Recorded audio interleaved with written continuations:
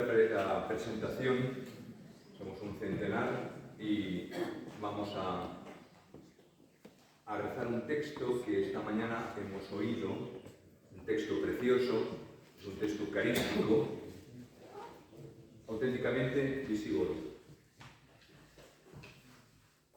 Un texto custodiado por mozárabes y que nos ha servido para la santificación de la ofrenda de esta mañana en ese lugar tan significativo que hemos querido.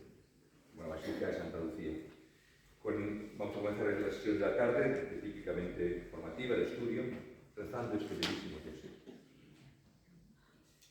Es justo y digno, es saludable, Padre, darte gracias, cumplir con nuestro deber de ofrecerte sacrificios para recordar lo acaecido en tiempos pasados y de modo especial proponer el ejemplo de dos Adanes, el que habitó en el paraíso y el que es redentor del género humano.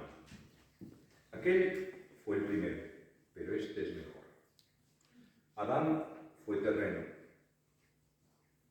el segundo celeste.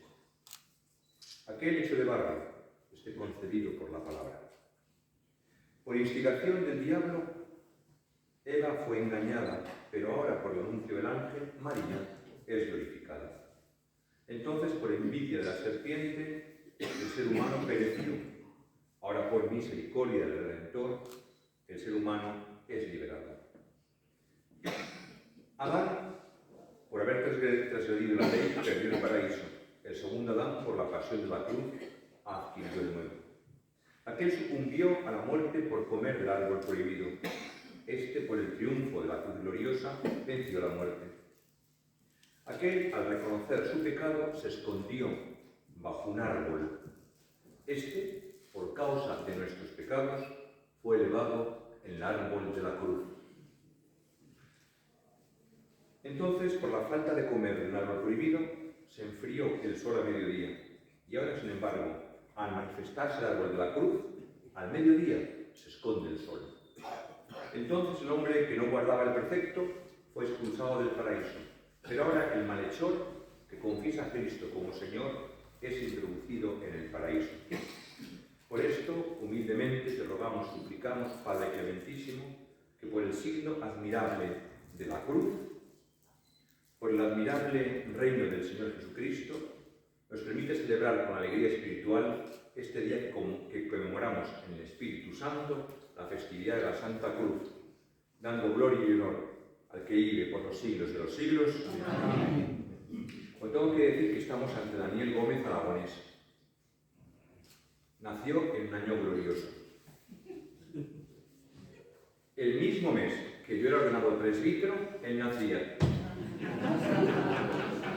O sea, estoy presentando a un hijo, como ves, ¿no? Se ve por el pelo, evidentemente, ¿no? La carencia de nada, es una alusión simplemente epidérmica.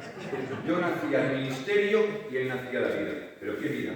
Ambos coincidíamos en una cosa. Él nacía en la Villa y Corte de Madrid y yo era ordenado para la diócesis de Madrid, también de la Villa y Corte, ¿eh? Pero mi madre vino de Toledo a Madrid y a sus padres llegaron de Madrid a Toledo.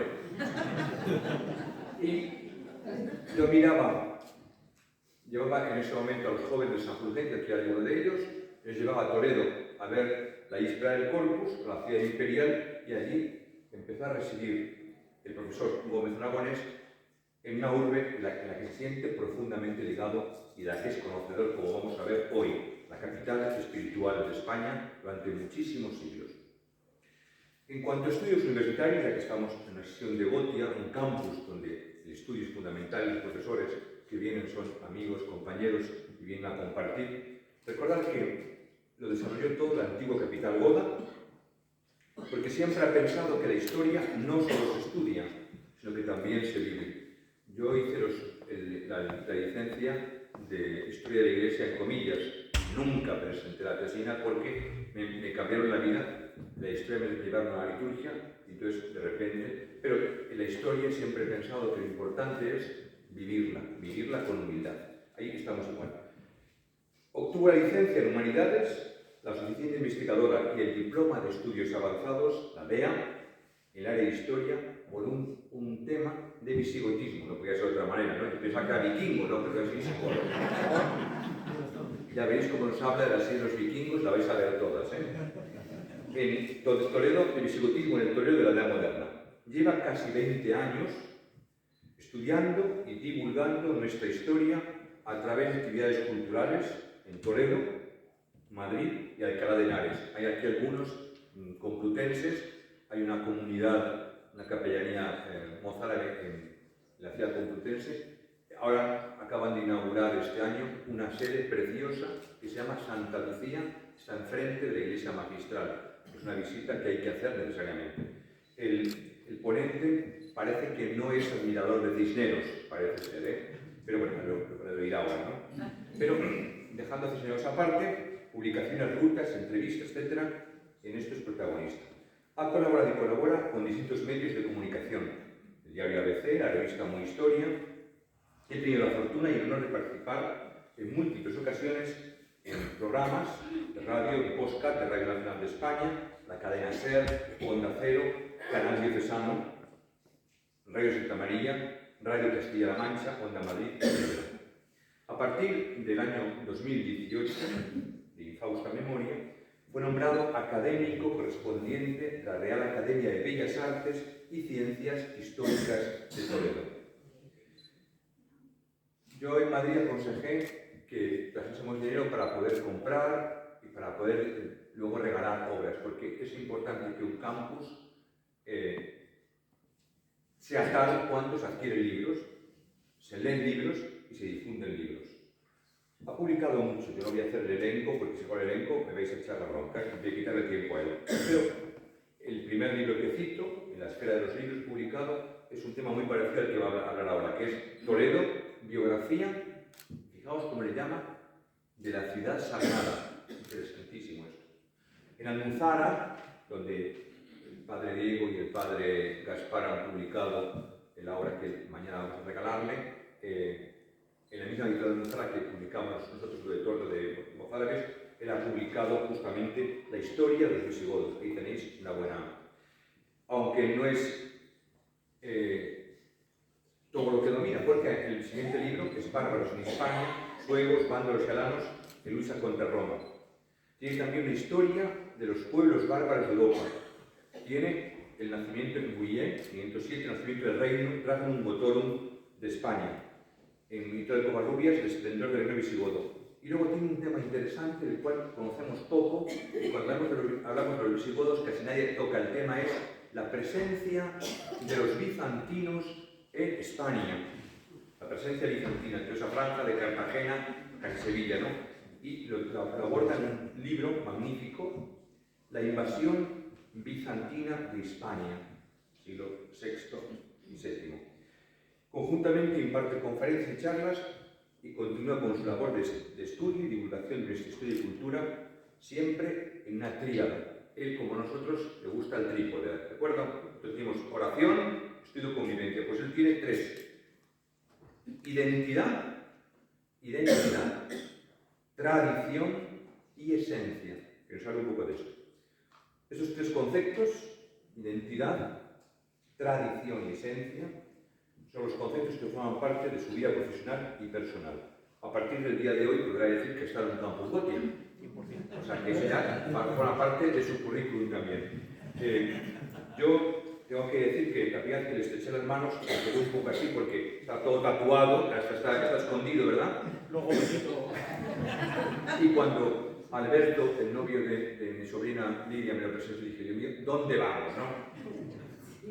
Pero fijaos, él me dijo, pero Gotia de Madrid. Y dije, ¿usted que nos conoce, no? Sí, sí, hombre, tal, porque Sevilla, pero me han hablado de los de Gotia. Yo me quedé patidifuso que en medio del fragor de la batalla de la feria del libro, donde fuimos a firmar sus libros, él me hablase de la asociación Gotia. Digo, hombre, la conozco, creo que un poco, creo que la conozco un poco. Pero me habló el de Gotia, que había en Madrid esta presencia. Pues es un honor realmente presentarlo, haberlo conocido, hoy traerlo aquí, en nombre del presidente, de la vicepresidenta de la Junta de Gobierno, de la Fraternidad y de la Hermandad y todo este grupo de un centenar de personas. trasladadas de Madrid es un poco trabajoras, pero los campus son momentos cada 2 años para hacer algo interesante y escuchar gente interesante. Yo me callo para dar la palabra al ponente. Muchísimas gracias.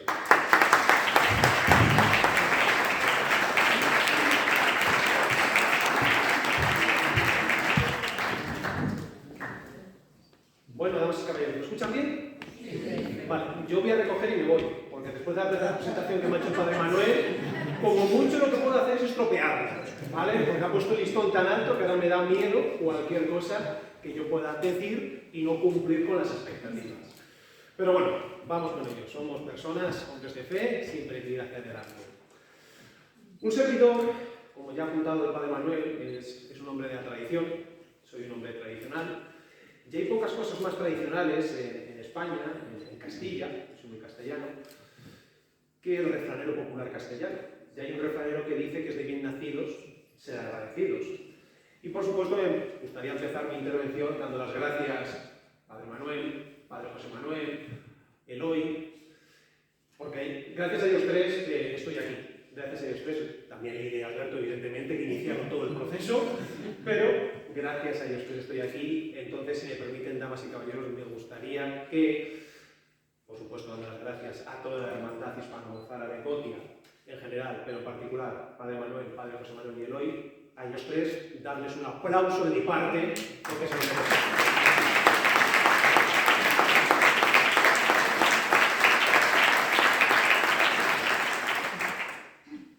Y bueno, por cerrar también un poco los agradecimientos, dar las gracias al Seminario Diocesano de Cáceres por estar aquí en esta fantástica tarde de primavera que tenemos, el 3 de mayo del año Nuestro Señor de 2024, y por supuesto a todos y cada uno de los presentes, los aquí asistentes.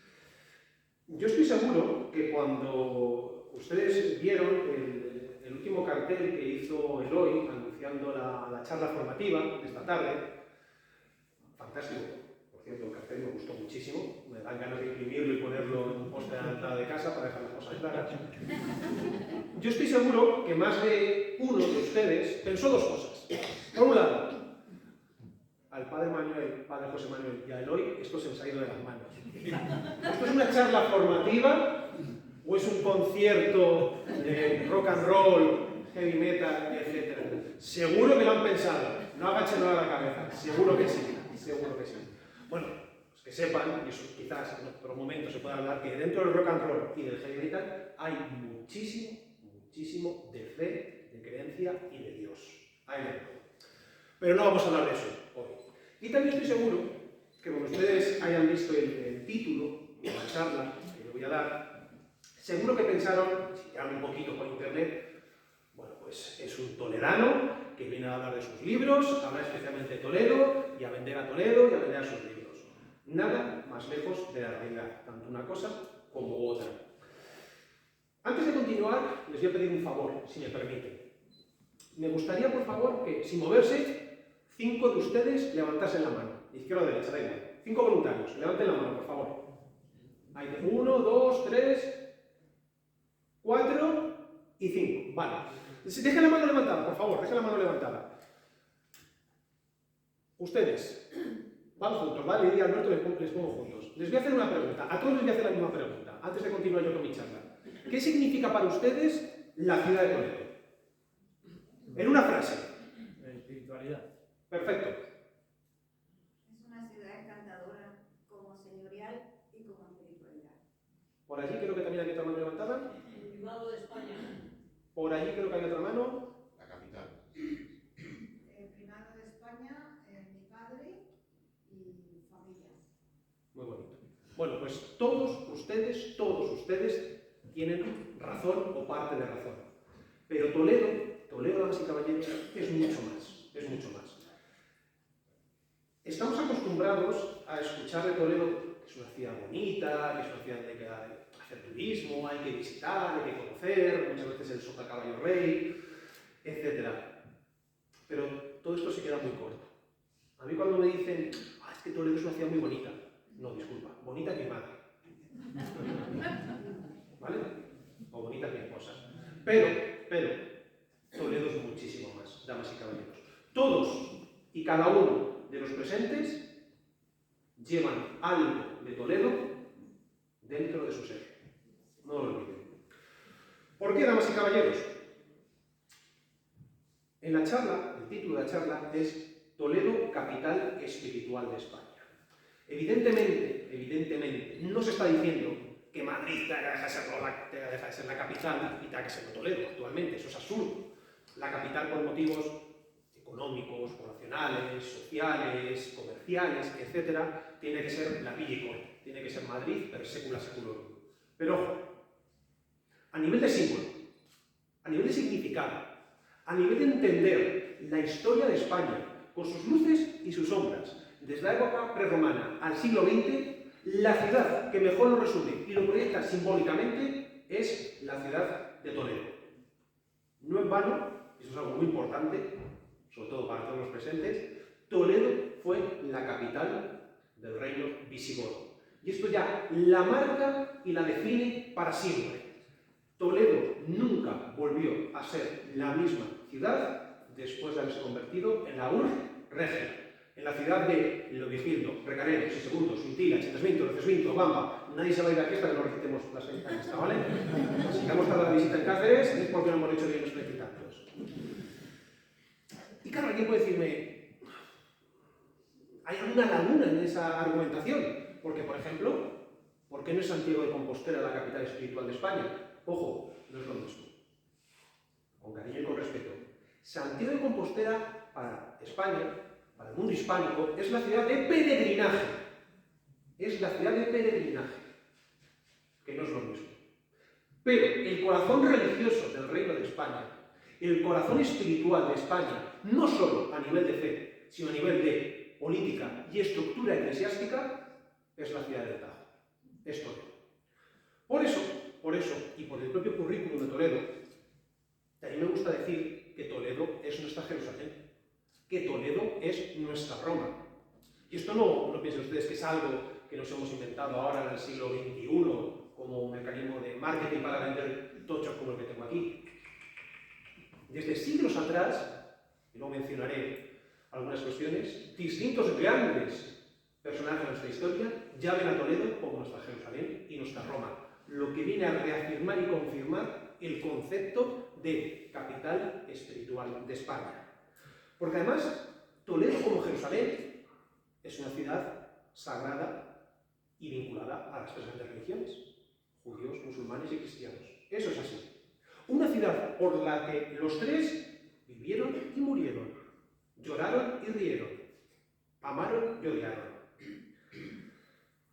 Es como una especie de reino de los cielos en el sur de Europa. Pero, como les digo, Toledo también es nuestra Roma. Es lo más parecido que tenemos en España a la propia ciudad eterna o, por ejemplo, a Quisgrana, vinculada a Carlomagno. De hecho, el propio Carlomagno miró muchísimo a levantar su imperio a Toledo y al reino visigodo de Toledo. Pero, como les digo, el concepto de capital espiritual no tiene que ver nada con la política. Eso se lo dejamos a los políticos. No tiene que ver nada con nosotros en pleno siglo XXI. El concepto de capital espiritual tiene que ver más con un valor simbólico único que tiene la ciudad de Toledo. Y si Toledo es el corazón de España, el corazón de Toledo, evidentemente, es la catedral primada. Me gusta comentar que luego ustedes pueden hacer la prueba, ¿no? Hay muchos vídeos por internet de vuelos de dron, que se ve el casco histórico de Toledo, o si cogen Google Earth creo que es, levantas un poquito la vista, te quedas con el casco histórico de Toledo, y en el centro del casco histórico de Toledo, ¿qué es lo que tenemos? La catedral como corazón.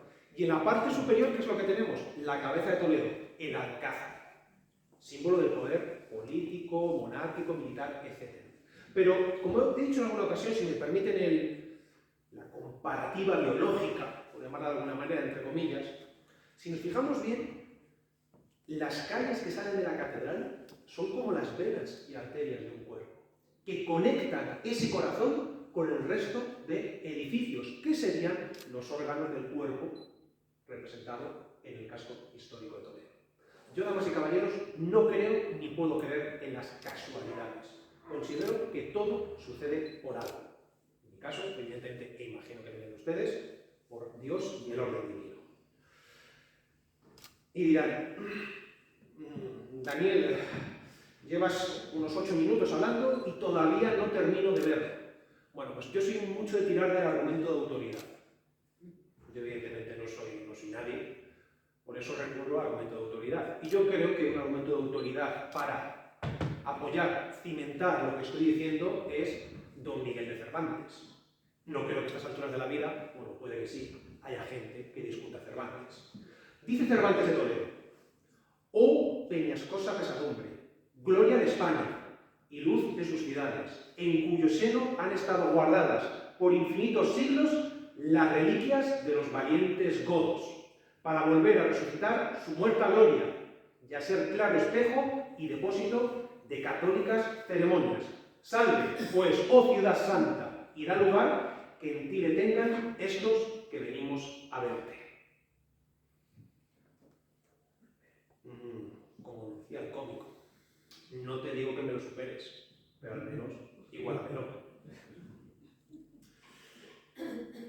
¿Y cómo nos apoyamos a lo largo de la historia en este concepto? ¿Qué hechos reseñables tenemos para ver claramente que Toledo es nuestra Jerusalén, es nuestra Roma? Repito, es la capital espiritual de España.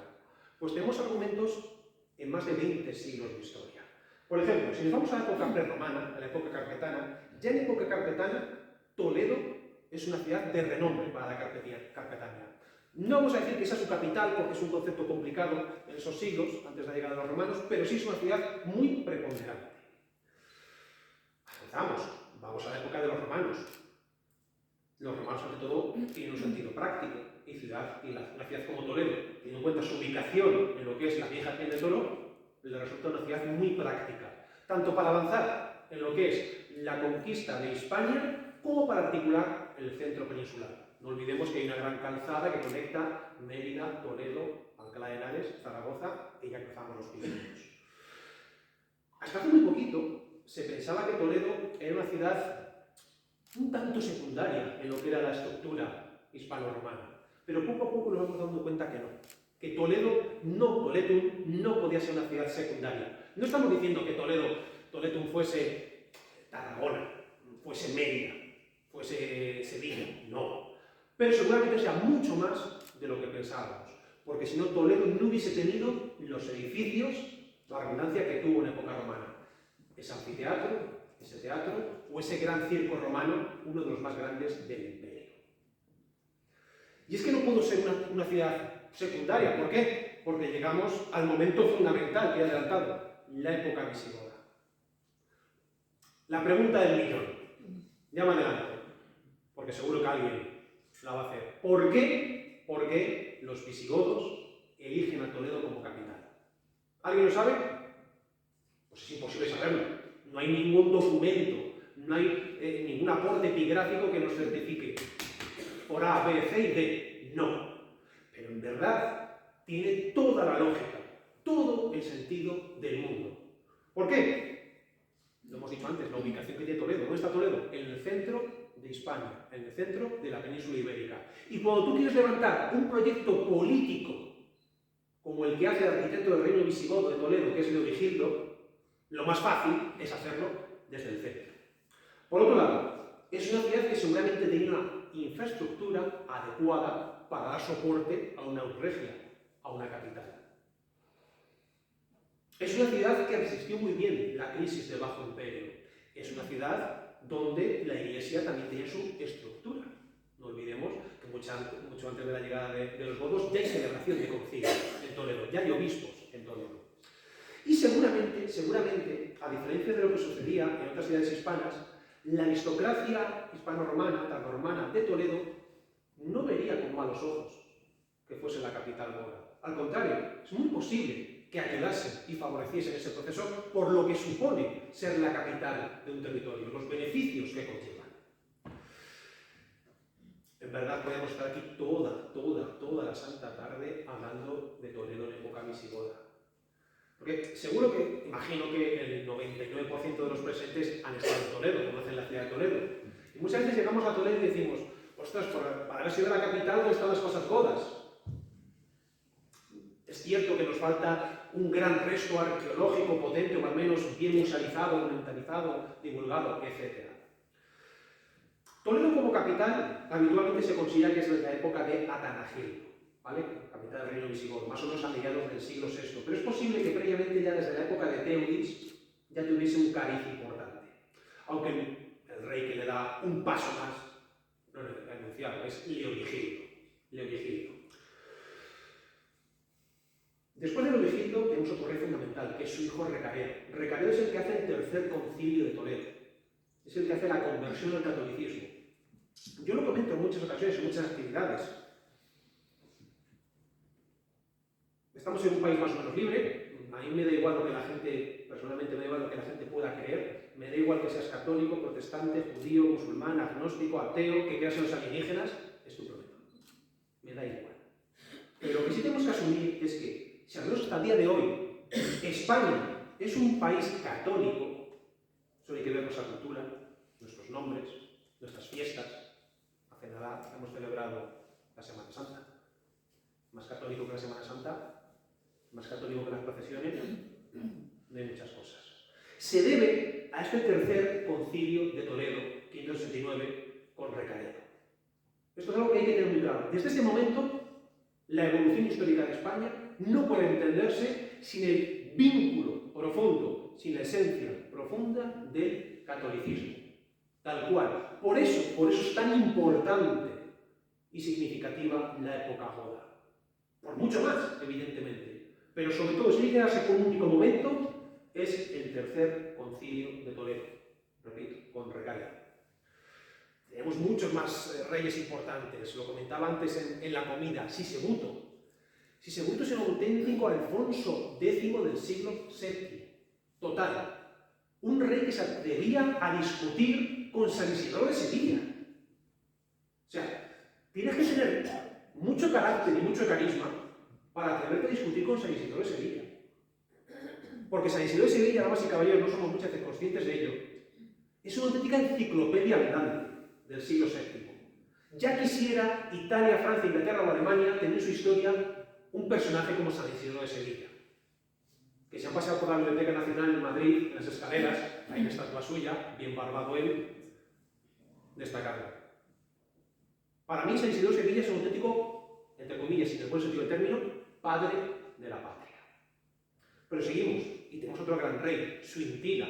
Suintila es destacado por dos cuestiones. Uno, por su alma caritativa, y dos, por conseguir la unificación de la península ibérica, por expulsar al Imperio Romano Oriente y Imperio Bizantino de la zona de Cartagena, donde habían llegado previamente en un contexto de guerra civil visigoda. Pero por supuesto, es que hay muchísimo más. Toledo en época visigoda es la ciudad de los concilios. El tercer concilio de Toledo, el cuarto, el quinto, el sexto, el séptimo, octavo. El momento de celebración de los concilios tenía que ser para la ciudad un auténtico evento sin igual, donde concentrar a personajes religiosos y laicos de todo el reino, donde dejar una huella profunda. Es una ciudad donde evidentemente se vinculan grandes personajes religiosos. No San Isidoro, pero sí, por ejemplo, tenemos a Eugenio, a San Ildefonso, a San Julián. Que ojo, damas y caballeros, a mí me gusta comentarlo, sobre todo porque veo a alguna gente joven por aquí. Si alguna vez los jóvenes, sea cuando sea, deciden tener hijos, con cariño y con respeto, pero lo de Kevin, Brian, Tiago, Ethan, hombre, como rollo moderno hipster está bien. Pero yo recomiendo que cojan la lista de los reyes godos y reinas godas y cojan un buen nombre. Porque si tú llamas a tu hijo Chindasminto, ¿quién le va a toser en la guardería? Pero si es un poco complicado, van a tener problemas con su respectiva suegra. Y Ildefonso.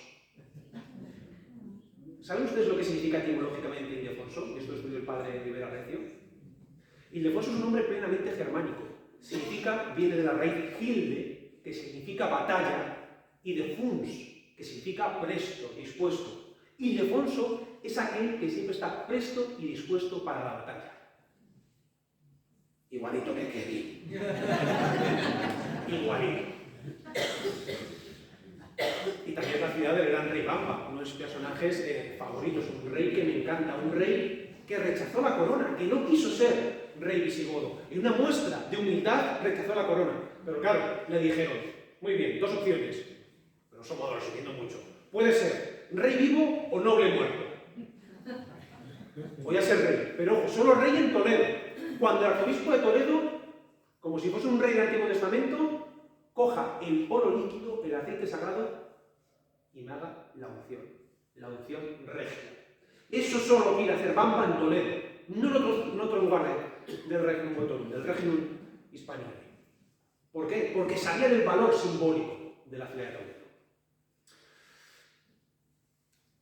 El legado de la Regia Goda en particular y el legado del reino visigodo de Toledo en general es abrumador. Me gusta indicar, y esto lo hago con mi compañero Gonzalo Rodríguez, que los españoles, a nivel de genética, a nivel de carne, somos celtas, iberos y celtíberos. Más allá de invasiones y de venidas, más allá de los godos, los españoles, está demostrado, somos celtas, iberos y celtíberos.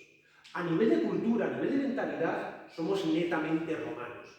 Pero ojo, a nivel de proyecto político, de proyecto identitario, somos el reino visigodo de Toledo. Reino visigodo de Toledo que es el germen de España. Fíjense ustedes lo que llega a decir San Ildefonso, de nuevo voy al argumento de autoridad, sobre la ciudad de Toledo. Siglo VII, en la gloriosa sede de la ciudad toledana. Y la llamo gloriosa no por ser centro de atracción para innumerables hombres, pues que le da prestigio la presencia de nuestros gloriosos príncipes, sino porque entre los hombres temerosos de Dios es considerado lugar terrible para los injustos y para los justos lugar digno de admiración. Esto ya dice San Ildefonso de la ciudad de Toledo. No creo que sea una campaña de marketing de la Ayuntamiento de Toledo en el siglo VII. Por algo lo diga. Y avanzamos, porque esto prácticamente viene a hacer un pequeño recorrido de la historia de España. Y llegamos a la época de la invasión musulmana, al fatídico año 711, a la conquista omeya, a lo que ya las fuentes y el romancero definen como la pérdida de España. Como la pérdida de España. Esto no es moco de pavo, si me permiten la expresión. Toledo ahora pasa a ser Tula y Tula, en época musulmana. Y en época musulmana Toledo no olvidó quién era. Toledo es una ciudad muy rebelde al poder omeya de Córdoba. Toledo es una ciudad muy complicada en época musulmana. ¿Por qué? Porque tenía musulmanes que entre ellos tampoco, muchas veces dicen, no, es que los cristianos entre ellos siempre están a palos. También ha pasado entre los musulmanes. En este caso la élite árabe y la gente estaba por debajo, los bereberes. Pero teníamos también a los muradíes, cristianos que se convierten al Islam. Tenemos los mozárabes, cristianos que viven bajo poder musulmán. ¿Cuál es la ciudad de la mozarabía por excelencia? Hasta el día de hoy, en el siglo XXI, la ciudad por mozarabía por excelencia es la ciudad de Toledo. Más luego tenemos la población judía. Esto evidentemente complicaba también el funcionamiento de la ciudad, todo este tipo de comunidades. Por eso se da la famosa noche toledana. ¿Han pasado alguna vez una noche toledana? Hay mucha gente que dice, bueno, es una noche toledana, que es una noche de perros, pasó una mala noche, no es que en Toledo en verano hace mucho calor. Todo eso es cierto, ¿vale? El verano en Toledo, oye, pero esto tiene un trasfondo histórico y legendario. Ese trasfondo alrededor del año 800, en el cual la situación era muy compleja para Tula y Tula con respecto al poder omeya de Córdoba.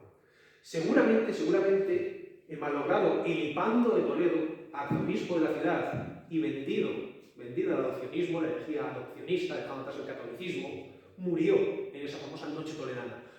Muy resumidamente, la noche toledana, tanto a nivel histórico como legendario, se dan la mano. El gobernador de la ciudad va a celebrar una gran cena, un gran banquete, invita a los toledanos más destacados, los va recibiendo en la puerta, les da la mano, hola, ¿qué tal? Muy buenos, vayan pasando al salón, y a medida que pasan al salón, dos guardas van cortando la cabeza uno a uno. Al terminar, 400 cabezas arrojadas a un foso. Por eso este episodio, historiográficamente, se le conoce como la jornada del foso, pero legendariamente se le conoce como la noche toledana. Ya que estoy hablando mucho de leyenda, No podemos entender la historia o la ciudad de Toledo sin sus leyendas. Es más, me atrevería a decir, y aquí cometemos un error, que no podemos entender la historia de ningún pueblo, ciudad o país sin sus leyendas. Como dice un buen amigo académico, la historia genera mitos y los mitos hacen leyendas. Las leyendas es la manera en la cual la gente del pueblo, de alguna manera, manifiesta un proceso que ha vivido. Detrás de una leyenda siempre hay una parte de historia, evidentemente hay que saber quitar el grano de la paja. Y avanzamos, y llegamos a la época de Emirato dependiente, Emirato independiente, el califato, etcétera, etcétera. Y llegamos a la época del reino Taifa, cuando se desmiembra el califato y surgen los reinos Taifa en el siglo XI. El reino Taifa más destacado, más importante, el de Toledo. Además alcanzó un nivel de desarrollo intelectual y artístico alucinante. Ya avanzamos. Llegamos a un momento fundamental que tiene que ver mucho con la época visigoda, la Reconquista. Bueno, hoy en día dice Reconquista y a alguno como que le sale un eczema, ¿no? Es un término que no se puede usar, ¿no? Reconquista, ¿no? Que es un poco, como se dice ahora, puñalesco, ¿no? Bueno, la RAE, Diccionario Real Academia de la Lengua, en su segunda acepción, dice que Reconquista es la recuperación del territorio hispano invadido por los musulmanes en el 711 después de Cristo y que termina con la toma de Granada en 1492. ¿Correcto, no? Correcto. Bueno, pues se discute. En España, fuera de España, el término de Reconquista parece que no supone un problema. Pero aquí en España sí supone un problema. Pues es que la Reconquista, evidentemente, ni en el reino de Asturias, ni en el reino de León, ni en el reino de Castilla, ni en el reino de Navarra, ni en el reino de Aragón y los soldados catalanes se habla de Reconquista. Eso es cierto. No se utiliza ese término. No se utiliza ese término. El término Reconquista es un término que aparece posteriormente, ya en los siglos modernos. ¿De acuerdo? Especialmente a partir del siglo XVI, XVII, XVIII y especialmente se desarrolla en el siglo XIX. Pero porque no utilicen ese término, ¿quiere decir que la Reconquista no existe? Copón. Díganme ustedes un rey del siglo XI, XIII, XIV o XV en Europa que dijese, soy un rey medieval, estoy en la Edad Media. Ninguno decía que estaba en la Edad Media, evidentemente. ¿Pero eso quiere decir que la Edad Media como categoría historiográfica no existe? Nadie lo discute, evidentemente. Claro que no. El término cruzadas, las cruzadas tampoco se discuten, pero Reconquista sí se discute. A ver, Reconquista, como he leído antes a partir del diccionario de la RAE, es ese proceso histórico tan particular, tan especial y tan único, porque solo sucede en España, no sucede en otro lugar de Europa, España, Portugal, para definir lo que sucede, insisto, entre 711 y 1492. Si no te gusta el término Reconquista, por cualquier circunstancia personal tuya, hay algo que sí se utiliza en Asturias, en León, en Castilla, en Navarra, en Aragón y en los soldados catalanes. Algo que une directamente el proceso que se inicia a partir de 711 con el reino visigodo de Toledo. Esa palabra es la restauración. La restauración del reino perdido, que es lo que se supone que es para los cristianos del norte la caída del reino visigodo de Toledo. En la crónica valdense, vinculada a Alfonso III, el Magno, rey de Asturias, se dice: Cristo es nuestra esperanza, que por este pequeño montículo, se refiere a Covadonga, que ves sea España salvada y reparado el ejército de los godos, en este caso haciendo referencia a Pelayo. Pero después de la crónica rotense, también vinculado a Alfonso III, el Magno. Avanzamos y llegamos a Alfonso VI, 1085, el rey que reconquista Madrid y Toledo, Toledo y Madrid, 1085. La reconquista de Toledo no fue la reconquista de una ciudad más, ni mucho menos. Es algo que resonó en el norte cristiano y en el sur musulmán. Es algo que resonó en África. Es algo que resonó en toda Europa, porque significaba la vuelta a la vieja capital. De hecho, cuando Alfonso VI reconquista Toledo, se intitula Imperator. Y alguien dirá, echa freno, muchos reyes anteriores ya se habían titulado Imperator. Ya, pero Alfonso VI lo que hace es intitularse Imperator Toledanos, cosa que nadie había hecho previamente. Dejando claro que ese es la circunstancia vital que iba a marcar su reinado. Algo único que ningún otro rey había conseguido, y es recuperar, restaurar, reconquistar la ciudad de Toledo. Y aquí llegamos a una época fascinante, la época del Cid, la época de Alba Fáñez, la época de Urraca I, sucesora de Alfonso VI, la primera reina titular de Europa. La primera reina titular de Europa, que, ojo, ¿saben ustedes dónde fue legitimada como primera reina titular de Europa? Como reina de León y de Castilla. ¿Saben ustedes dónde lo hizo Alfonso VI antes de morir? En Toledo.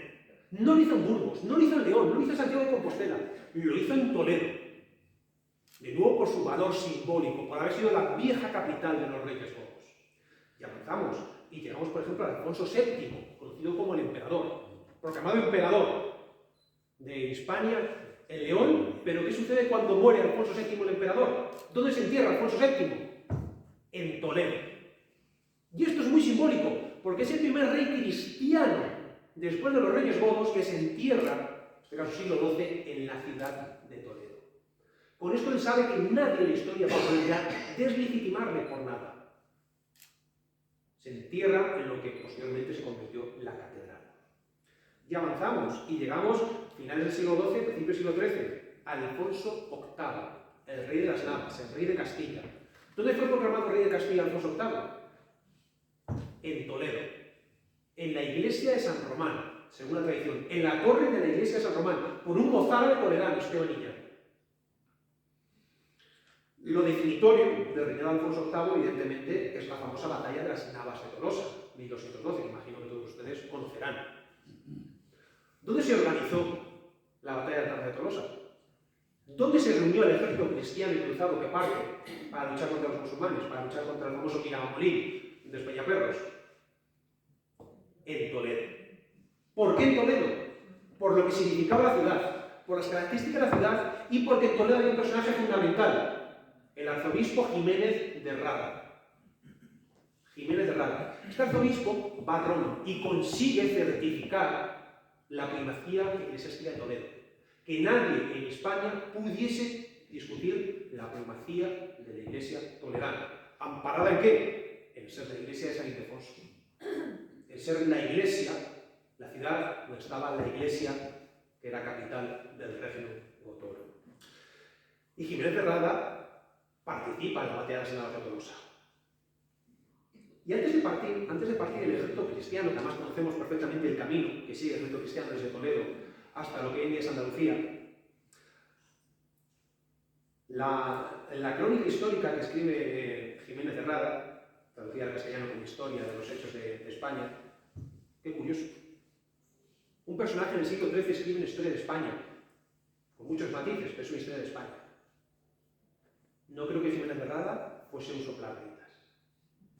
Escribe una historia de España. Bueno, en esa historia de España se ponen estas palabras en la boca de Alfonso VIII. Amigos, todos nosotros somos españoles. Los moros entraron en nuestra tierra por la fuerza y nos la han conquistado. Y fueron muy pocos cristianos a los que no se les arraigó y expulsó de ella. Esto es reconquista. Esto es reconquista a partir de una fuente primaria histórica. Si queremos, las fuentes hablan, pero hay que querer escuchar. Como les digo, el ejército cristiano partió de Toledo. Ahí va Alfonso VIII, ahí va Pedro II de Aragón, posteriormente se suma Sancho el Fuerte de Navarra. Y ahí va también, como le digo al arzobispo, Jiménez de Rada. Y el momento clave de la batalla de las Navas de Tolosa, que a ver cuándo nos dignamos a hacer una buena película como Dios manda de las Navas de Tolosa, solo confío en una persona, Mel Gibson. Ojalá fuese un director patrio, evidentemente, pero solo hacemos otra Caballo del Rey, por eso confío plenamente en Mel Gibson. El momento clave de la batalla, cuando Alfonso VIII veía sobrevolar otra vez la derrota, como le sucedió en 1195 en la batalla de Argos. Estamos acostumbrados a que nos digan que la historia la mueve la masa, el pueblo. Yo no lo creo. Creo que la historia la mueven grandes hombres y grandes mujeres que en un momento determinado dan un paso al frente. Y eso es lo que hace Alfonso VIII. Repito, cuando Alfonso VIII está viendo que la batalla se va a perder, mira a Jiménez de Rada, mira al arzobispo primado, mira a su amigo y le dice: arzobispo, muramos aquí vos y yo. A lo que Jiménez de Rada, con una lucidez pasmosa en un momento clave de sus vidas y de nuestra historia, le dice: Señor, si es voluntad de Dios, nos aguarda la corona de la victoria y no la muerte. Pero si la voluntad de Dios no fuera esa, todos estamos dispuestos a morir junto con vos. Yo quiero amigos así en mi vida. Yo quiero amigos así en mi vida. A partir de ese momento se desarrolla lo que se conoce como la carga de los tres reyes. Alfonso VIII de Castilla, Pedro II de Aragón y Sánchez Fuerte de Navarra se lanzan contra Miramamolín, contra los musulmanes, contra los almohades y vencen. Y avanzamos un poquito y después de Alfonso VIII llegamos a Fernando III el Santo. Con Fernando III el Santo y todavía con Jiménez de Rada se coloca la primera piedra de la catedral gótica que conocemos. Por cierto, año 1226-1227. Estamos a nada de cumplir el 8º centenario de la Catedral de Toledo. Y avanzamos. Y llegamos a la Baja Edad Media. Llegamos al cambio de dinastía. Pasamos de los Borgoña, desde Alfonso VII a Pedro I, el cruel o el justiciero, según les caiga, a los Trastámara. A Enrique II, Enrique de las Mercedes, el que vence a Pedro el cruel o el justiciero. Una nueva dinastía en Castilla. Una nueva dinastía en Castilla. Enrique II, Juan I y Enrique III, los primeros Trastámara. ¿Saben ustedes dónde se entierran cuando mueren? En Toledo. En la catedral. En la antigua corte de los reyes godos. ¿Por qué? Por lo mismo, son nuevos reyes en Castilla. Tienen que estar legitimados en el trono. Y en la historia de España no hay nada que te legitime más que ligarte y vincularte a los reyes godos. De una manera fantástica, única y genuina de vincularte a los reyes godos es hacerlo a través de la ciudad de Toledo. Y ya que estamos con los Trastámara, llegamos a la época de los reyes católicos. Llegamos a la época de la gran Trastámara. En un momento en el cual estamos viviendo actualmente, y esto lo digo sobre todo para las chicas más jóvenes, estamos recuperando el papel de la mujer en la historia, bienvenido sea, bendito sea, evidentemente. Recuperemos el papel de la reina más grande de la historia, pero no la reina más grande de la historia de España. Bajo mi punto de vista, luego podemos discutir, o si alguien quiere pegarse, nos pegamos. La reina más grande de la historia de la humanidad, Su Majestad Isabel la Católica. ¿Vale? Isabel la Católica. No hay nadie más grande que Isabel la Católica. Hace poco, y esto lo he comentado en otros lugares de los foros, no sé si han visto que, creo que fue en Televisión Española, es un programa sobre el personaje más importante, ¿no?, de la historia de España. ¿Les suena? ¿Lo vieron? Y si no me equivoco, salió Ramón y Cajal, Santiago Ramón y Cajal. Creo que Isabel la Católica llegó lejos, pero ganó a Ramón y Cajal. Hombre, por supuesto, tiene un meritazo brutal. Tiene un meritazo brutal. Pero damas y caballeros, al lado de doña Isabel, es que ni Carlos V ni Felipe II, y mira que son Carlos V y Felipe II. Estamos hablando de una mujer que cambia completamente la historia. Se escuchaba el otro día a una catedrática que decía: el rey más grande y más importante de España es una reina. Es una reina. Y una reina que quería mucho la ciudad de Toledo. Y una ciudad, Toledo, la capital goda, que quería mucho a su reina. Por lo que significaba una y lo que significaba la otra. Lo que significaba Isabel y lo que significaba la ciudad de Toledo.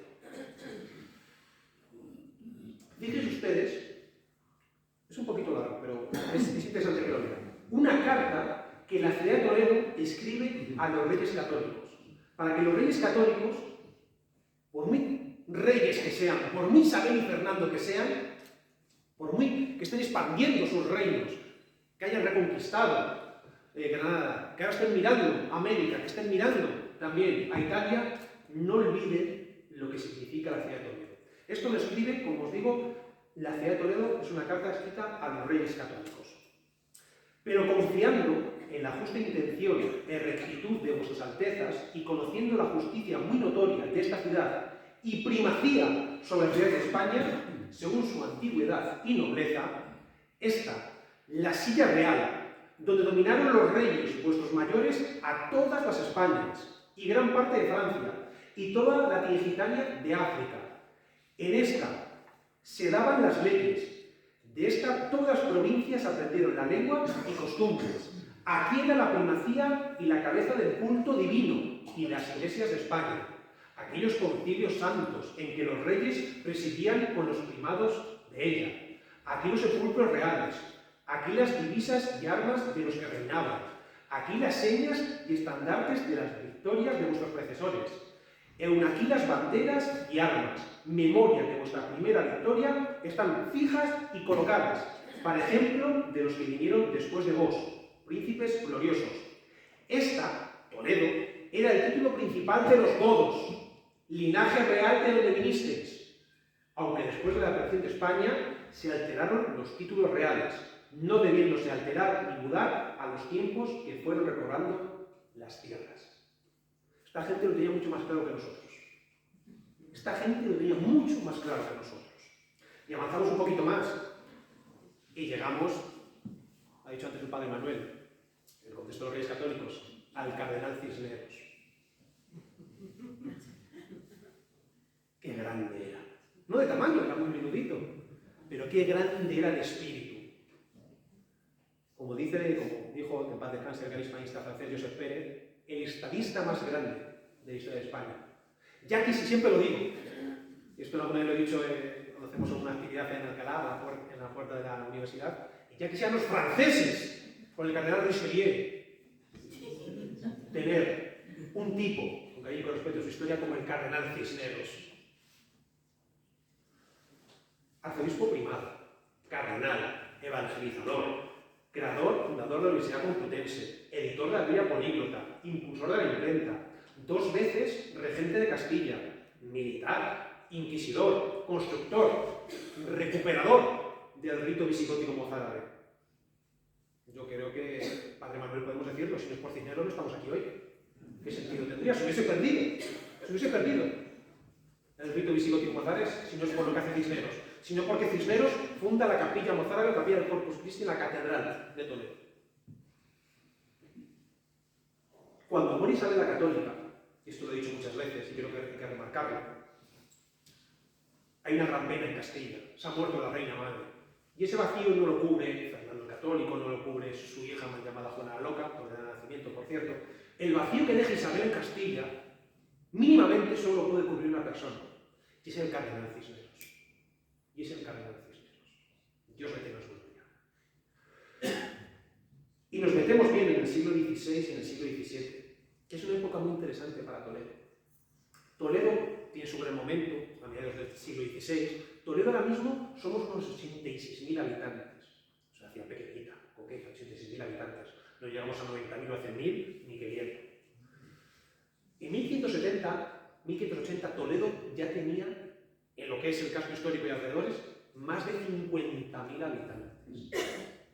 ¡Qué burrada!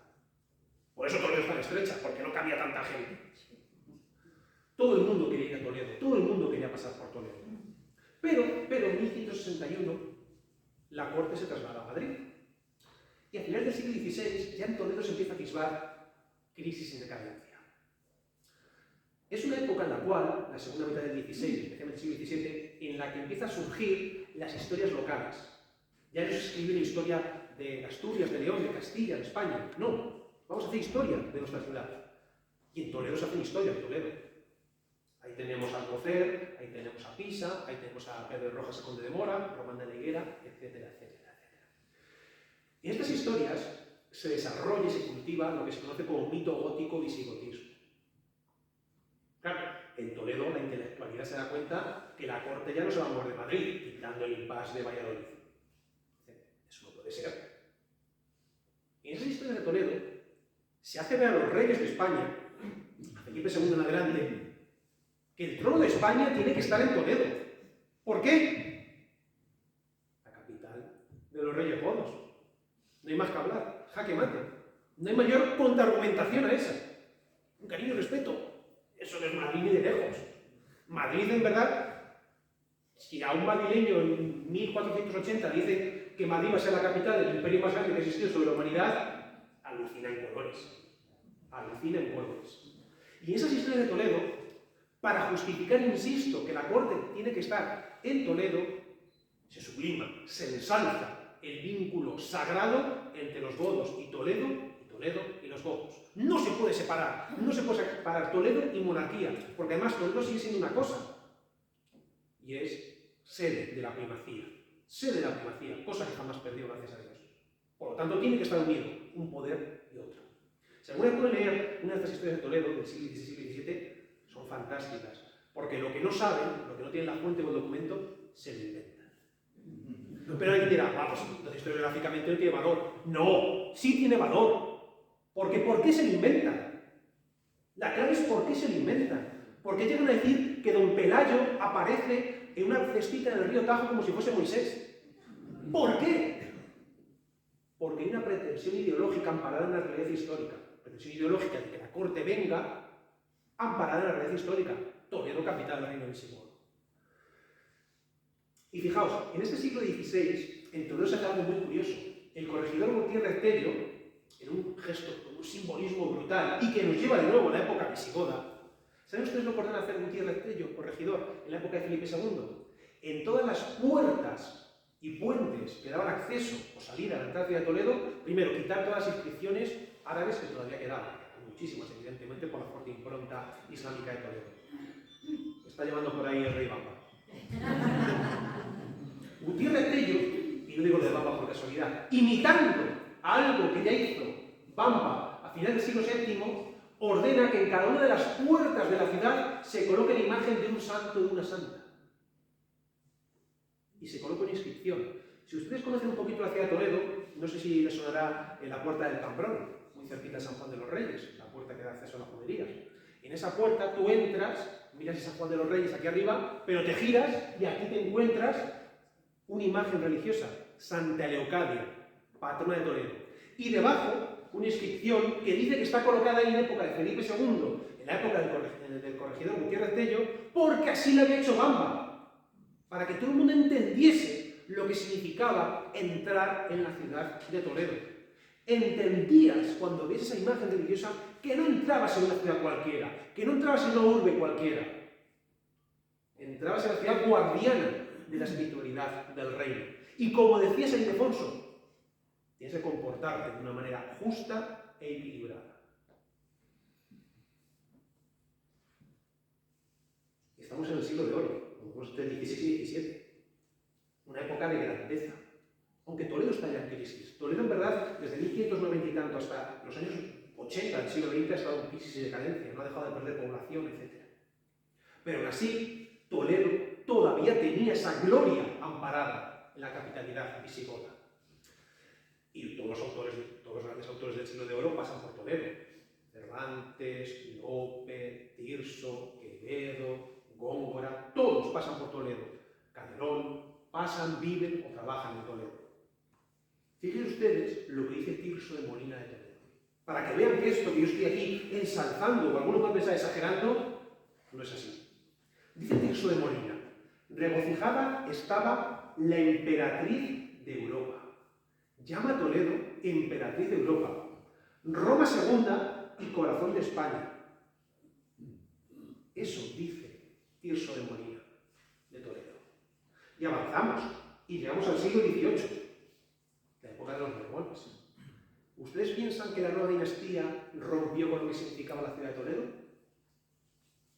Una de las ciudades que más apoyó en la guerra de sucesión a Felipe V contra el archiduque Carlos fue Toledo.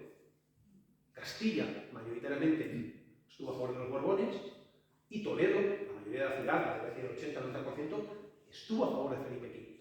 Muy a favor de Felipe V. De hecho, tú coges documentos de la época y dices, madre mía, ¿a pocos reyes han ensalzado tanto en Toledo como a Felipe V? No lo he mencionado, me he hablado porque estamos justo de tiempo, pero ni siquiera al gran rey toledano Juan Antonomasia, Alfonso X el Sabio, ni siquiera se ensalza tanto. Ni a su hijo Sancho IV, que lucha contra él en la guerra civil. No, pero a Felipe V, una acta municipal de la ciudad de Toledo, escrita en relación a Felipe V, que en el estrecho lazo de ambos estados, eclesiástico y secular, se lograra con la obediencia la mayor veneración en la religiosa ceremonia de la bendición, continuando Toledo el antiguo lustre del origen glorioso del real trono godo en que se colocase la majestad católica del señor don Felipe V, de cuyos progresos hará así el pronóstico el amistoso vínculo que Toledo profesare al cabildo y la fe y la lealtad que aclamarán su exaltación.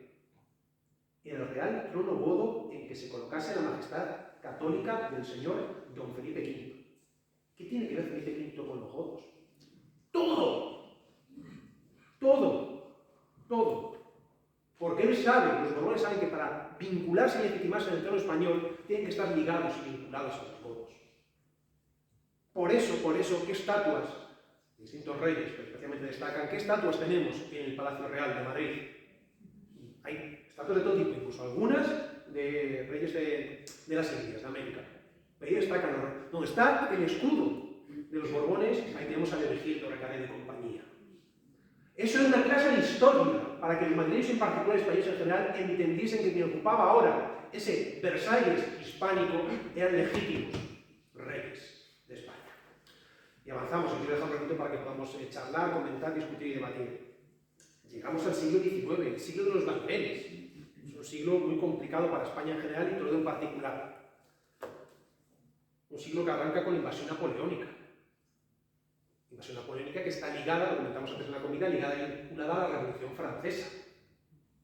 El cardenal Lorenzana, que también hay que decirlo, gracias a él estamos aquí, porque es una versión del siglo XVIII del cardenal Cisneros, él también recupera el rito visigótico mozárabe, que también estaba muy herido en el siglo XVIII.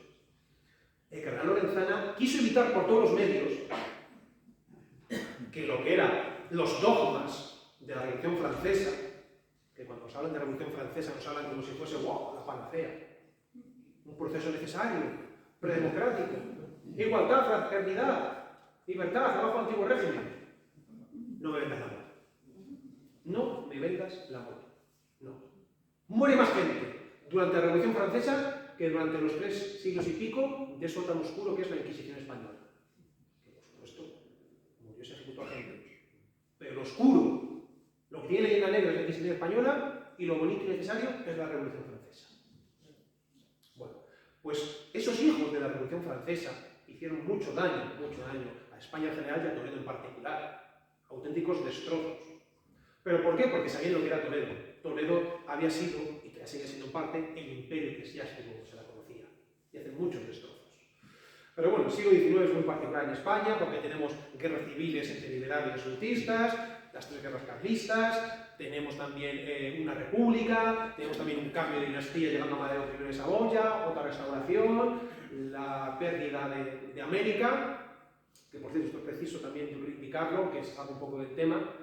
Lo que hoy en día es México, Chile, Argentina, Cuba, etc., eso no era de España. No nos equivoquemos, eso era España. Tan español era uno de aquí como uno de allí. No quiero extenderlo mucho más, porque quiero dejarlo un rato, insisto, para que podamos debatir, charlar y comentar. Solo comentarles 2 cositas más. Que todo lo que he dicho aquí, de verdad, es pura historia. Es pura y sana historia. Pura, sana y necesaria historia. Pura, sana, necesaria y bendita historia en estos tiempos que corren. Tiempos en los cuales necesitamos raíz y esencia. Saber quiénes somos, de dónde venimos, para ver tal vez hacia dónde vamos.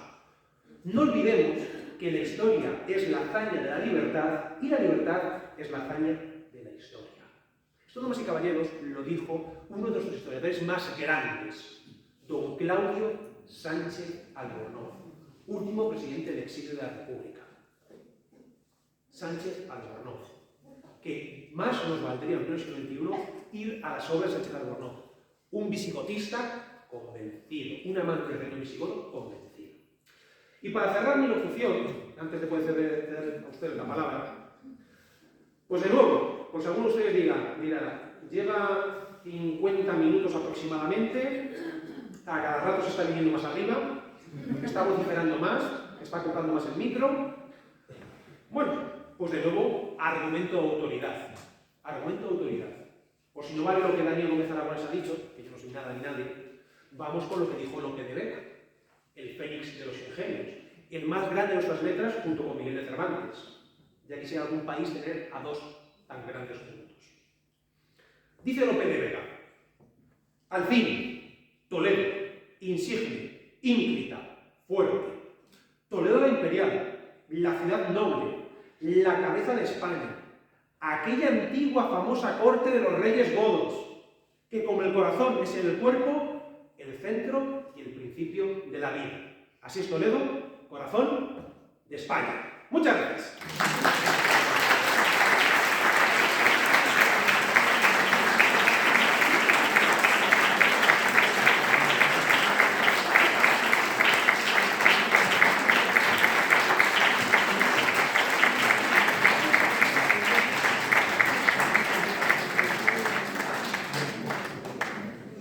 Bueno, damas y caballeros, son las 5:10 y creo que tenemos, aunque sea 10-15 minutitos, si no me equivoco, para... No sé si funciona. Hola, hola. Sí, si alguien quiere hacer alguna pregunta, alguna consulta, alguna crítica, que nos matamos en duelo, rollo tipo de oro, que lo comente, que hable ahora o calle para siempre.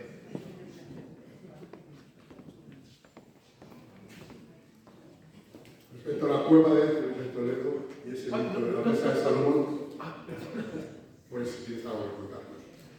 Sobre las cuevas de Hércules y la mesa de Salomón. Vale, muy interesante, don Eduardo. Es una cuestión que a mí me gusta mucho.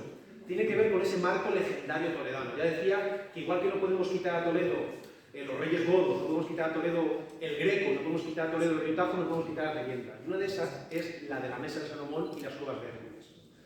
En el plano mitológico, en el plano legendario, se considera que Toledo fue fundada por Hércules. Claro, esto ya te da un caché tremendo. No es igual que te funde cualquiera que te funde Hércules. Se dice que Hércules en uno de sus viajes llega a lo que hoy en día es Toledo, ve el río y una colina, el peñón toledano. Y se da cuenta que hay muchas cuevas. Y se mete dentro de una de esas cuevas. Y se encuentra con una serpiente dragón. Y lucha contra ella. Y la vence. Y bebe su sangre. Y al hacer eso adquiere conocimientos mágicos. ¿Qué es lo que hace? Convocar cada 7 años a 7 magos. Y se instruye en los secretos de la magia toledana. Esos magos no se van, sino a salir de la cueva, levantan ahí sus casas, 7 años, 7 magos, surge una ciudad. Cuando Hércules termina ese periodo de formación, cierra la cueva palacio que ha levantado y ordena que todos los reyes de España deben de colocar un candado. Y que ninguno, bajo ningún concepto, pueda atreverse hacia su interior. Pasan los reyes de España, pasan todos los reyes godos, hasta que llega el último de la lista. El último, entre comillas, cuál podemos discutirlo. Rodrigo, movido por la curiosidad, que sabemos que muchas veces la curiosidad puede salir mal, rompe los candados y accede al interior, queriendo buscar tesoros. No encuentra tesoros. Solo encuentra, y esto es muy resumido, un cofre. Lo abre y aparece la imagen de un jinete. Pero no es un jinete como los hispano-visigodos del 711.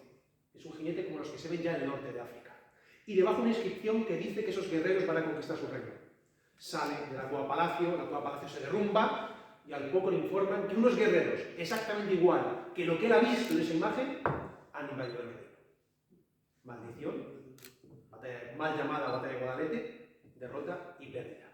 Sobre la mesa de Salomón, que es lo que a lo mejor se decía que se podía encontrar allí, etc. Esto siempre lo digo. Lo he dicho en infinidad de entrevistas.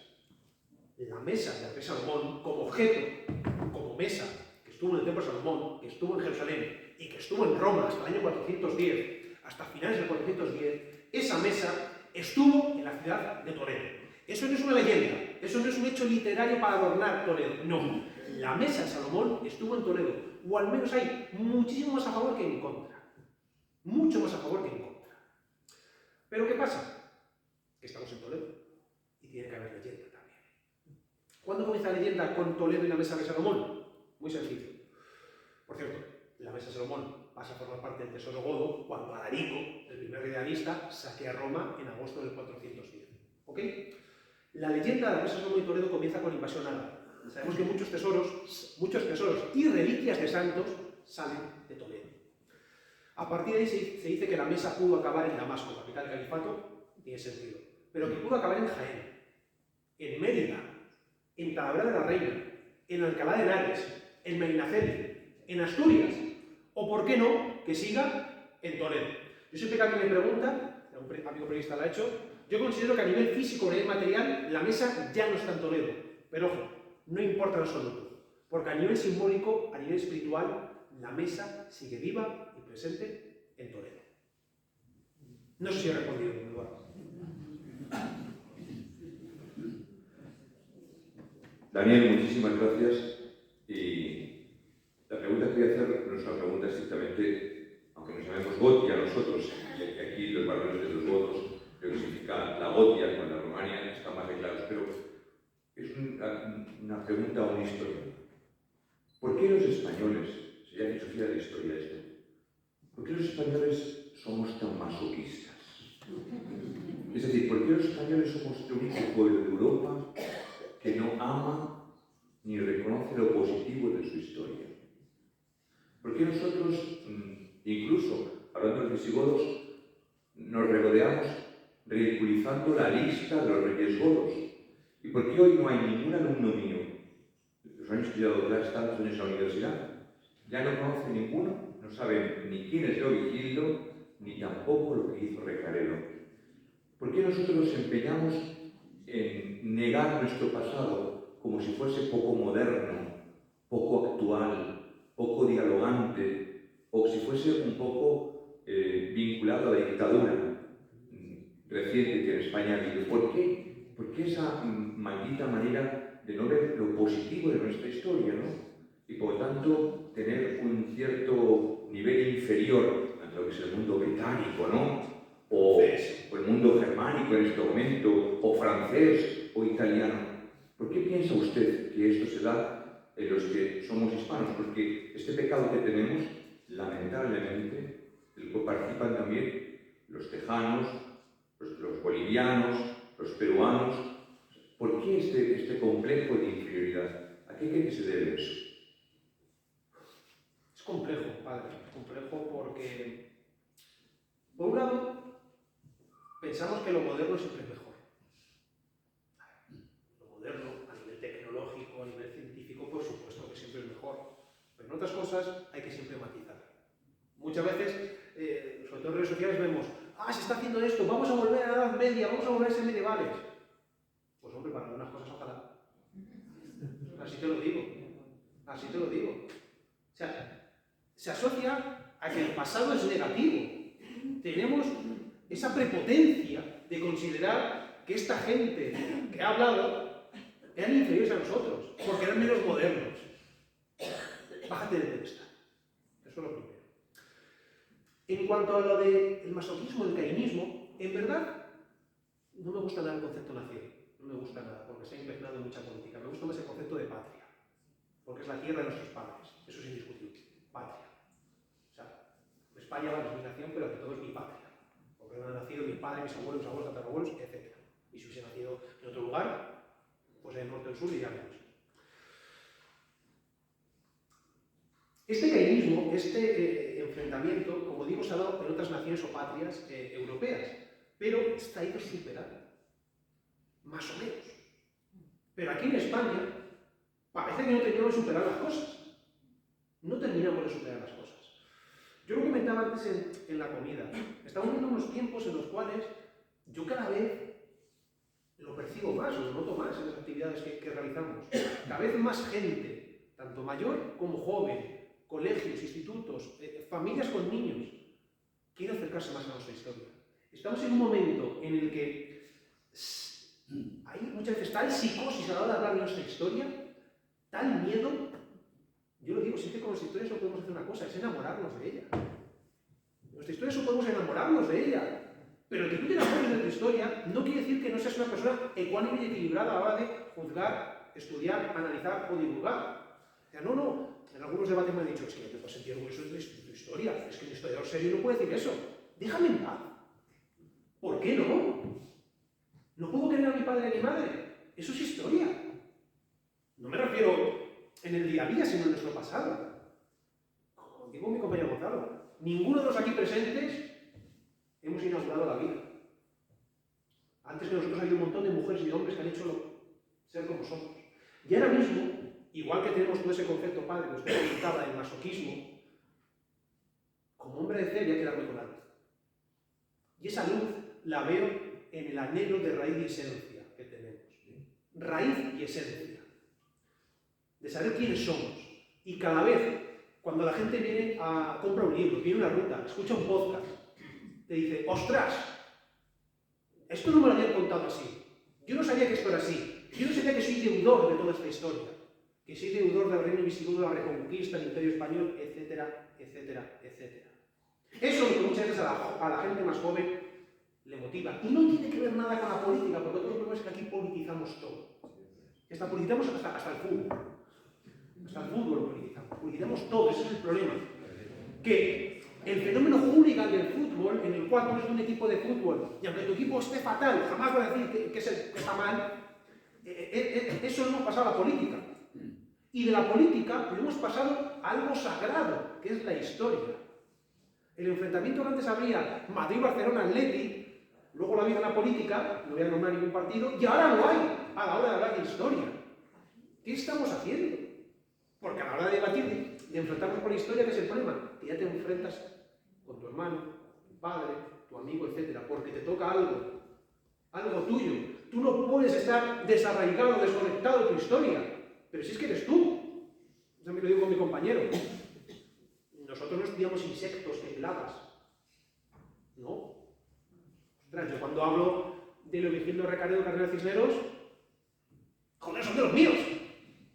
Me siento directamente ligado y vinculado a ellos. ¿Qué menos que yo como personajillo del siglo XXI, etcétera, estos pelos, barbas y tatuajes, etcétera, vamos a mostrarlos. Figuras acriformes visigodas, etcétera. También tengo el mausoleo de Rico el Grande, pero eso no le puedo enseñar, que está en la tierra. Debo hacerlo. Yo me siento en deuda con mi historia. Y me siento afortunado. Y me siento agradecido y bendecido por el trabajo que hago. Que lo haré bien, mal, regular o muy mal, no será que lo juzguen de fuera. Pero yo creo que es que necesitamos, por decir así, terapia en el sentido de tranquilizarnos un poco. Tranquilizarnos un poco. Y cuando tú veas tu historia, ya no es de Reconquista, no significa que eres del partido A, B, C o D. ¡No! Yo soy de Fernando III Santo. ¿Por qué? Porque, hombre, mi paradigma vital tiene que ver directamente con él. Nosotros tenemos que ver mucho con la Reconquista.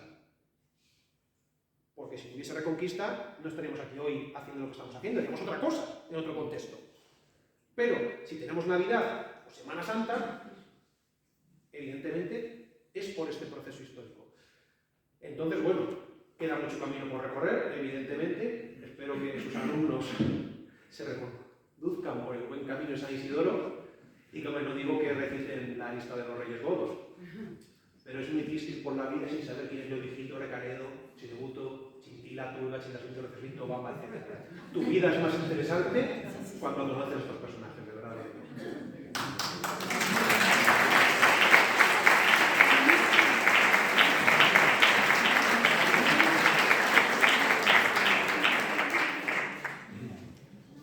Y 22, creo que tenemos, aunque sea para una más.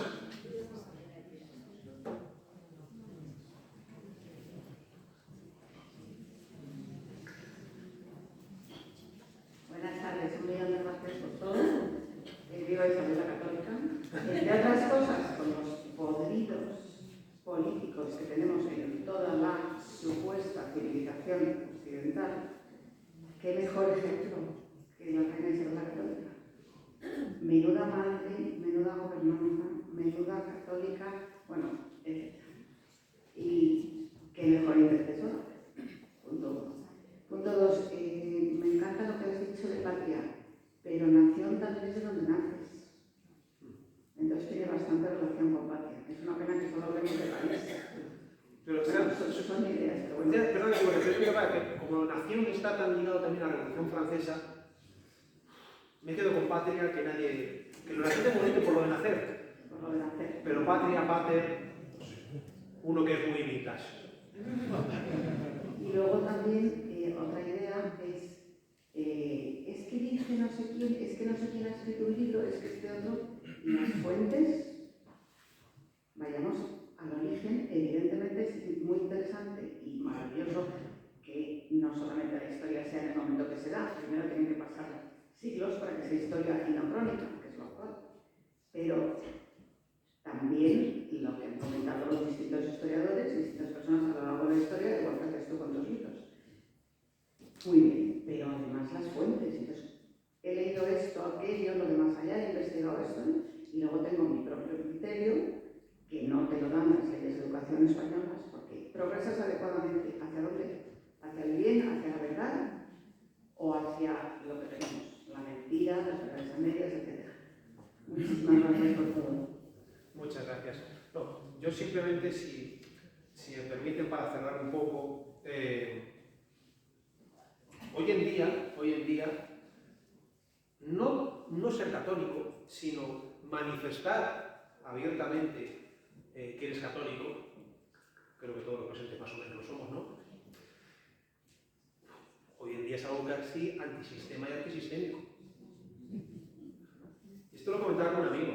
Hoy en día ser católico es, en contraposición, y entended lo que voy a decir, es ser punky heavy. Los punkis y los heavies del siglo XXI, ahora mismo, son los católicos. La contracultura es ser católico, ahora mismo, damas y caballeros. Yo creo en la verdad, pero ojo, creo en la verdad con V mayúscula. Hoy en día todo es subjetivo, ¿no? Todo se puede discutir. Hoy estamos a viernes. Yo creo que no, yo creo que sí. No, tío, estamos a viernes. Estamos a viernes. La verdad con V mayúscula existe, porque existe la luz y la oscuridad. La luz y la oscuridad. Y hay una frase que yo creo que a los católicos nos tiene que acompañar siempre. Ego sum lux mundi. Ante la duda, ahí está la luz del mundo. La verdad con V mayúscula. Y esto no te convierte en mejor o peor profesional.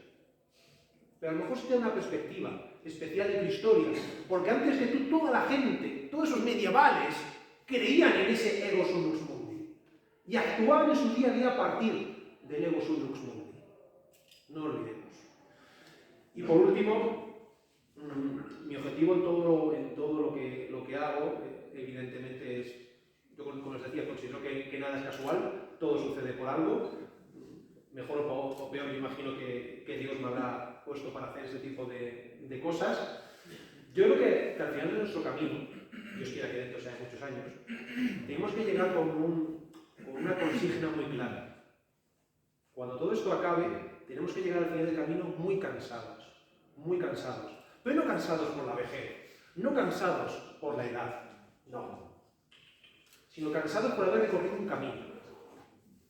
Hay una máxima, aparte de esa triada de identidad, creación y esencia, que a mí siempre me acompaña y que mayoritariamente suelo ponerla al principio de mis libros. Yo creo que cuando termine nuestro camino y estemos ante el Señor, tenemos que decirle: he peleado la buena batalla, he acabado la carrera, he conservado la fe. Amén.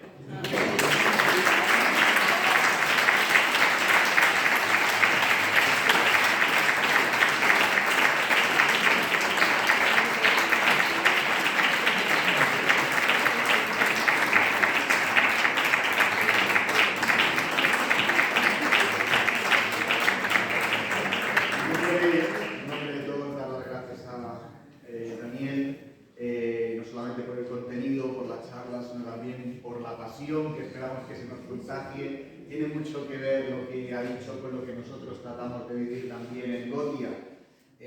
La raíz, la tradición, el valorar lo que hemos recibido es fundamental. Nosotros vivimos de eso, tratamos de vivir profundamente lo que hemos recibido para vivir nuestro hoy y poder comunicarlo y tener algo también que comunicar a los demás, conocer nuestra propia historia, como nos ha ayudado en la charla, pues es fundamental. Darle las gracias.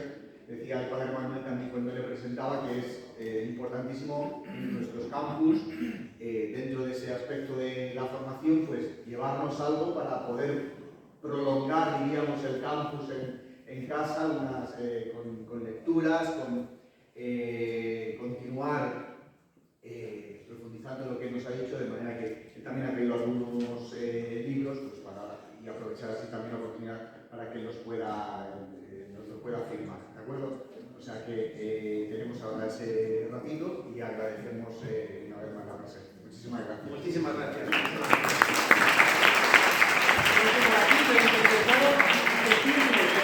Por si acaso se van, etcétera, que si quieren seguir estas locuras con sentido enlace, en redes sociales, Facebook, Instagram y el dichoso Twitter, Daniel Gómez Aragonés, o página web danielgomezaragonés.com.